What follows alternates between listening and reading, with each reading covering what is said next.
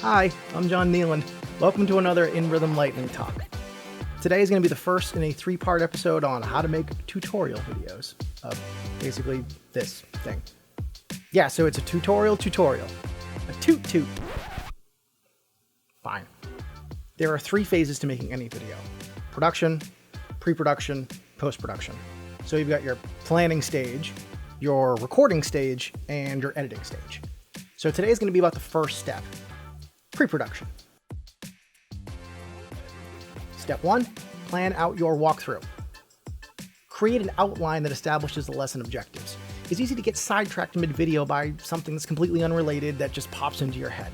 You start describing one thing and then notice something important your viewers might find interesting, and then you run out of time without having covered everything. So just stick to the plan. We're going to use that plan to identify what kind of material we need to include, so this way we don't end up filming and recording a bunch of stuff that we got to cut later.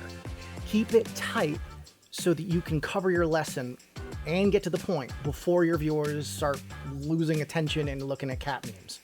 If you do notice something worth revisiting, make it for another lesson or throw it in post.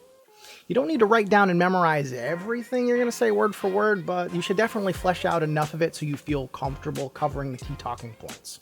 Remember that when the time comes, you're going to have to read your script while also demonstrating a task, while talking to your audience and trying to interpret all this crazy amount of information. So it might be a lot to keep in mind at once. So write some cue cards or get your talking points visible during your recording. They got teleprompter apps that you can just upload your Word file to. It's really easy. Now you might decide to narrate your video later, or use on-screen text instead of audio. Now these are really great options, but again, it's going to require a script and a lot more time in post. Step 2, get the right microphone. If you want to record these things on a regular basis, you're going to need a nice mic. You don't really want to use the ones that come with your computer or your tablet or your phone. I mean, yeah, you use them for conferencing and stuff, but it doesn't sound that great when it comes to having clarity. It kind of sounds muffled or underwater. AirPods are pretty good. Gaming headsets are pretty good too, but they're not perfect. If you want to make the investment, get a good mic. Audio quality really matters when you're getting into these videos. If you want to go all out and reduce sibilance and vocal popping, you can get something called a pop filter on your external microphone. Step 3, choose the right location. Try to record in a space without any echo and make sure there's no external sounds going around. Fans, kids, pets, music, a dishwasher, construction outside, sirens. It's really hard to pay attention when all that stuff is going on. Now, your monitor's probably going to end up getting recorded while you're doing these sessions, so make sure all of your private and personal data stays out of that recorded space. iMessage, chat bubbles, Slack, pop-ups, other questionable browser content. Get that stuff out of there. Save time by controlling the environment during your production rather than trying to edit it later. Editing is the hardest part of this process, so make it easy on yourself. Step 4, rehearse your tutorial. How you speak matters when you're creating a tutorial. You're gonna need to make sure you're not coming off as too quick or too dull or impatient or tired. Articulate slowly and carefully, because not all of your viewers are going to be familiar with your accent. Doesn't matter where you're from. At the same time, you need to maintain an active pace using tonal inflections. If your speech comes off as monotone, it's going to kill any enthusiasm to learn. Make sure you test your microphone thoroughly before you start working on the video. You want to make sure you're holding it in the right position. It's not getting any clothing noises or background stuff. You want your speech to come off as natural as possible, so don't make it sound like you're reading off a script. Wow, that sounded scripted. Cut. It's actually easier if you study and take notes.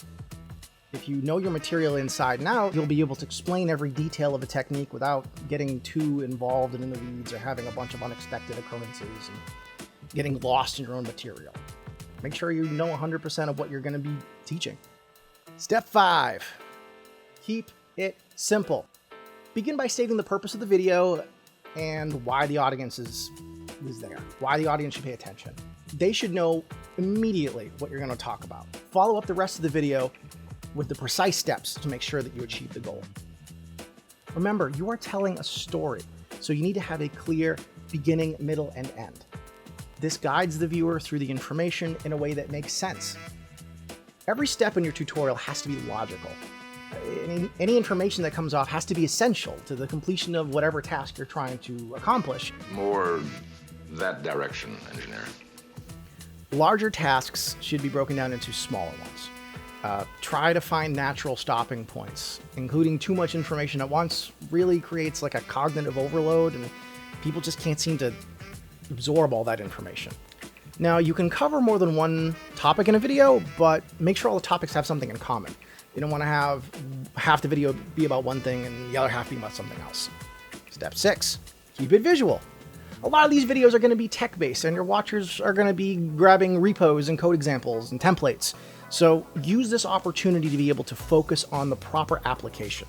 Explain the potential variances and the challenges and the weirdness that could eventually happen, do's and don'ts. But don't get too into the weeds with it. It's just a high-level tutorial.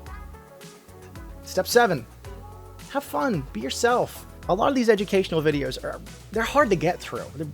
They can be really boring. So make the experience enjoyable for you, because that'll make it fun for both yourself and the watcher. Now, when we say be yourself, we mean be authentically you. You're speaking about a common subject to your peers, to your mentees, to your friends. I mean, this is a really great way to elevate your personal brand by showing the world that you know your stuff and that you're confident enough to share that with the rest of the world. You're making a video in your own time that benefits a lot of people. You're contributing to a repository that's going to hold a lot of knowledge that other people will end up getting access to. It's a big deal. Step 8, extra credit. If you want to make these videos a little bit more often and you want to start getting into doing more, you might want to invest in some good equipment. So I mentioned earlier about the microphone, and that's a good start. But if you plan on recording yourself talking to your viewers kind of like we are, you're going to need a really nice webcam, or at least something high quality, 1080p, some studio headphones. You're going to need lighting, you're going to need a chroma key for green screen, and okay, all right. You don't need all that stuff. If you are making a video and you want some help, let me know. That's a wrap on pre-production. Next video is going to be on production. How we make stuff, how we film stuff, and what you're going to need to do it with.